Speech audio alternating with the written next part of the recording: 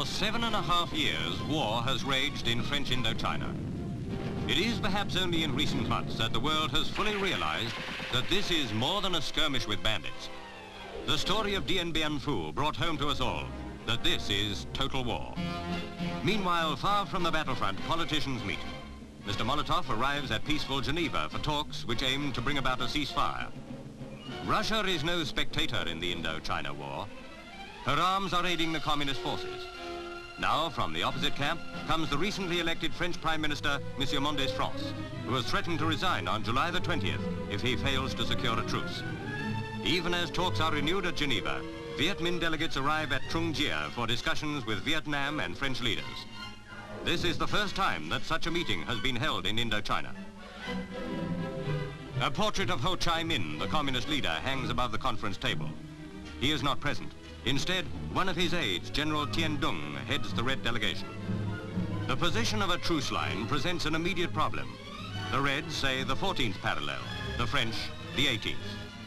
But in between lies the wealth of the country, rice fields. Now our cameras move into the front line to Phuly on the Delta, where the war is fiercest. Vietminh troops have penetrated into the town, but French and Vietnam forces lay a devastating barrage to slow their advance. Thus it is hoped to get the civilian population away to comparative safety.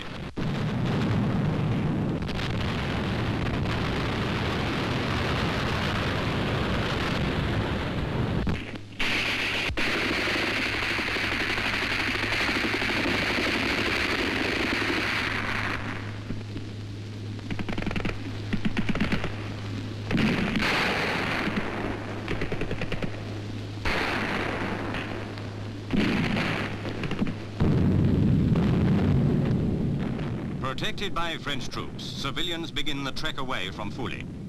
A child leads his pet dog along the dusty road that may lead to freedom if the rebels fail to force a counterattack. No, this is no skirmish. This is war. War at its most bestial, for none are spared its horrors. Death is in the midst of these people. Bewildered by a conflict barely understood, a woman can still smile as she takes the dusty road that may or may not have an ending.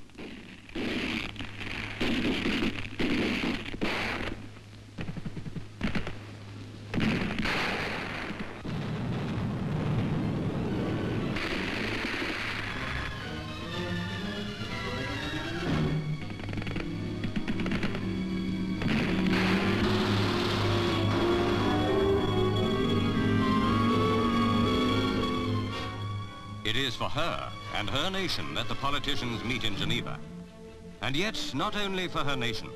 For who can tell what lies ahead if Indochina should become a communist prize? Where next? Siam, Burma, or even India? Indochina poses such problems for the world's ministers.